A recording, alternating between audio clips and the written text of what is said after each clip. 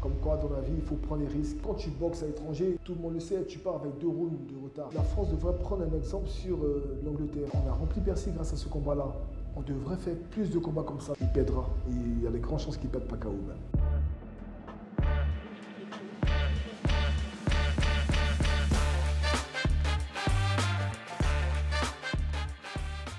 Je m'appelle Michel Soro, j'ai 36 ans et je suis boxeur professionnel. 36 victoires, 25 KO, 4 défaites et 2 matchs nuls. J'ai un ami dans le quartier qui était fan de Floyd Mayweather et qui voulait que tous les jeunes de notre âge, 17 ans, 16 ans, se mettent à la boxe. Il s'appelle Atou et je suis toujours en lien avec lui d'ailleurs. Et un jour, il m'a ramené dans une salle de sport, de boxe. Et c'était déclic. J'ai tout de suite adhéré à ce sport-là. Au début, on avait 3 entraînements par semaine. Je suis revenu tous les jours m'entraîner. Et c'est à ce moment-là que c'est parti. À quel moment j'ai pensé que j'allais faire carrière dans ce sport-là? C'était très tardif. Parce que dans un premier temps, moi, je partais, c'était un loisir, c'était une passion. Et quand je m'entraînais, voilà, je voulais progresser. Et au fur et à mesure que les combats s'enchaînaient, notamment, premièrement, en amateur, j'étais pas mal. Après, je suis passé professionnel. J'ai enchaîné les victoire après victoire. Et là, à ce moment-là, je me suis dit, ben, on continue. Et puis, les choses se sont faites naturellement. Premier titre, deuxième titre, et puis c'est parti. Le moment qui m'a le plus marqué, c'est, je crois que c'était en 2015. Je venais de faire un combat aux États-Unis contre Antoine Douglas à New York. J'ai terminé sur un match nul, mais en général, quand on te donne match nul à l'extérieur, c'est souvent que tu as gagné.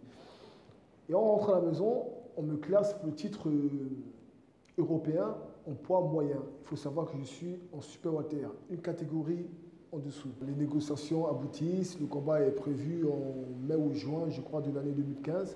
Mais entre-temps, on m'appelle et on me propose un combat contre Glenn Tapia. À l'époque, c'était un top 10 mondial aux États-Unis, dans le New Jersey. C'est chiant parce que je me suis dit, voilà, j'ai un combat déjà qui est prévu.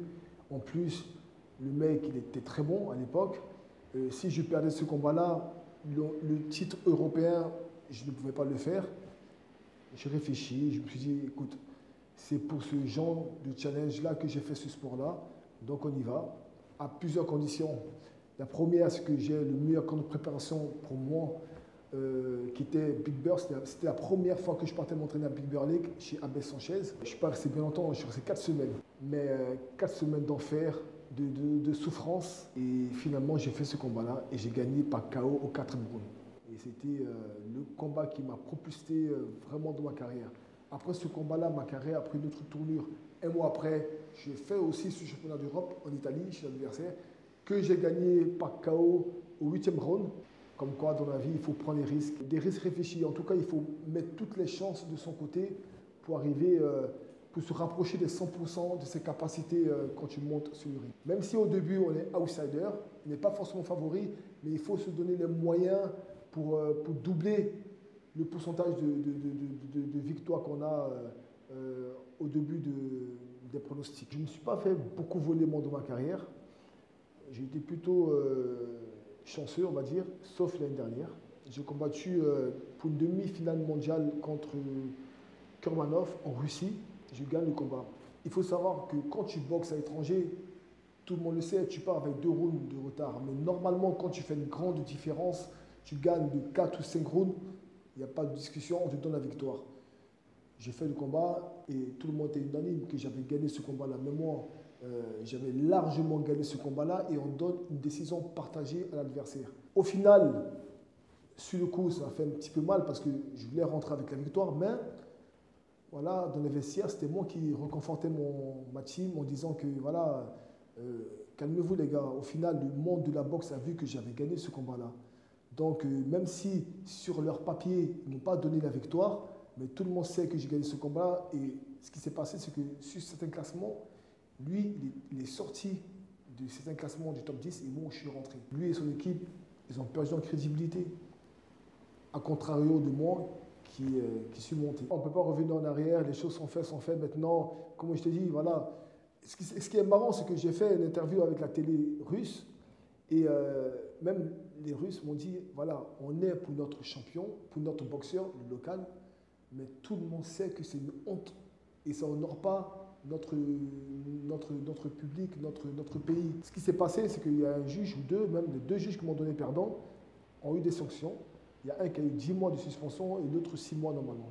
Il y a des experts de boxe comme Teddy Atlas, je crois, qui avait fait un podcast sur ce combat-là en disant que c'était une honte qu'on puisse donner la victoire à l'adversaire. Donc au final, moi, voilà, j'ai gagné dans ma tête et au vu du public, j'ai gagné. Donc après, ce qui s'est passé dans leur papier, je m'en fous. Et lui-même, il sait qu'il a perdu. Moi, je serai à sa place, je ne serais pas content, quoi. Je ferais tout pour avoir une revanche. Aux dernières nouvelles, ils voulaient faire une revanche, mais ils ont préféré aller sur un autre combat. En parlant de la France devrait prendre un exemple sur l'Angleterre. L'Angleterre qui font des combats entre eux. Des combats comme le combat qui va se passer ce soir, des combats franco-français. On devrait plus mettre des combats franco-français pour que le public s'identifie au champion local. De faire venir des étrangers, des mecs des pays de l'Est, en sachant que les combats sont très déséquilibrés. Aucun intérêt pour des Français de regarder ce combat-là, c'est pas intéressant. Alors que si on mettait des combats franco-français, on en a fait un. Moi, contre Vitu, on a rempli Bercy grâce à ce combat-là. On devrait faire plus de combats comme ça, je pense. Après, mondialement, ça dépend. Il y a des beaux combats qui sont faits en 2023. Terence Crawford contre Errol Spence.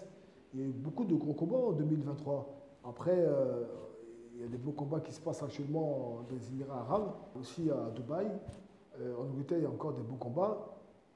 Même si, au jour d'aujourd'hui, c'est vrai que le MMA est en train de prendre une bonne part de marché dans le monde des sports de combat, mais la boxe reste le noble art. L'histoire est trop ancienne pour que ça finisse maintenant. Voilà. Je pense qu'elle a encore des belles années devant elle. Mais j'aime ce sport-là, donc j'ai envie de garder un pied dans ce sport-là. Pourquoi pas un petit peu manager ou entraîner comme j'ai essayé d'entraîner Milan pour ce combat-là, le combat précédent aussi. Moi, le meilleur entraîneur pour moi que j'ai eu, c'est Abel Sanchez. Et pour moi, son modèle d'entraînement est le meilleur. Prendre peu de boxeurs qui ont des qualités et des capacités d'arriver au sommet et peaufiner leur technique, leur tactique pour qu'ils arrivent le plus loin possible. Plutôt que de faire des entraînements de masse avec 10 boxeurs, en sachant peut-être qu'il y en a un ou maximum deux qui vont émerger. En parallèle, j'ai fait une école de commerce, j'ai eu l'opportunité de rentrer à l'UM Lyon, que j'ai fini l'année dernière. Donc ça m'a stimulé intellectuellement et puis d'avoir un diplôme aussi en fin de carrière, c'est pas mal. Donc j'ai fait un master en management et je suis bien content d'avoir réussi aussi ce diplôme-là. Pour finir ma carrière, un titre de champion du monde. L'adversaire que j'aimerais bien rencontrer, j'aimerais bien mettre une correction aux Russes qu'on m'a volé la dernière fois, mais cette fois-ci, le mettre KO, comme ça, il n'y aura aucune discussion possible. Ça, c'est une revanche personnelle. Mais sinon, celui qui a le titre mondial, quoi. Mais l'adversaire vraiment que je l'ai là, encore, c'est de rencontrer cet adversaire-là, pas chez lui. Et je pense qu'il ne voudra pas qu'on se rencontre ailleurs que chez lui, parce que si on se rencontre dans un autre continent, il perdra. Et il y a de grandes chances qu'il ne perde pas KO.